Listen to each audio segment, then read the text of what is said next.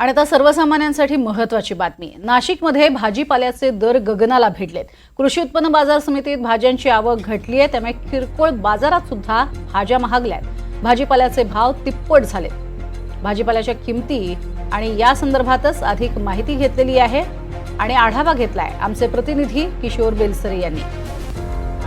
महाराष्ट्रात एकीकडे मोठ्या प्रमाणात पाऊस पडत असून नाशिक जिल्ह्यात मात्र पावसाने दडी मारल्याने नाशिक जिल्ह्यातील 24 धरणांपैकी केवळ 11% पाणी साचा आहे आणि त्यामध्ये नाशिक जिल्ह्यातील जे शेतकरी आहेत, जे भाजीपाला उगवतात, त्यांना याचा प्रचंड नुकसान होत आहेत। आता आपण बघू शकतो ही कोथिंबीरची जुडी, ह्या कोथिंबीरच्या जुडीला आत्ता भाव मिळाला आहे 75 ते 80 रुपये चांगल्या कोथिंबीरच्या जुडीला।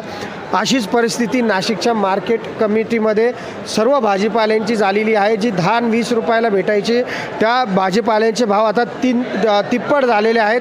आपल्याबरोबर येथील व्यापारी आहेत, जाणून घ्या सध्या काय भाजीपाल्यांचे काय भाव आहे आणि का परिस्थिती अशी सध्या सगळीकडेच पावसाने दांडी मारल्यामुळं एक 15 दिवसापासून आवक कमी प्रमाणात झाल्यामुळं नाशिक मार्केट यार्डामध्ये कोथिंबीरची कोथिंबीर हा सगळ्या दूरभर गुजरात झाला, दिल्ली झाला किंवा इंदोर झाला किंवा मुंबई या ठिकाणी जात असल्या कारणाने आवक कमी झाल्या असल्याकारणाने आज मेथीला कोथिंबीरचे भाव 30 रुपये तर 90 रुपयापर्यंत छानी कोथिंबीरचे भाव, गावठी कोथिंबीरचे भाव तेच आहे। तुम्ही काय सांगाल, काय वाटतं एवढा चांगला भाव मिळतो? नाही, असा जर भाव असला तर शेतकऱ्याला चांगलं बरं वाटेल, भाव जरा मन आनंदित होईल त्याचं। नाहीतर काय पावसाने नुकसान करता।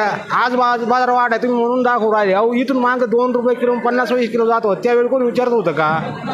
आज तुम्हाला मान्य आहे 50 का 70 रुपये जुडी, पण मग ते शेतकऱ्याला आज थोडंफार घडू राहिले, पावसामुळे घडू राहिले थोडंफार, नाही तर पाऊस।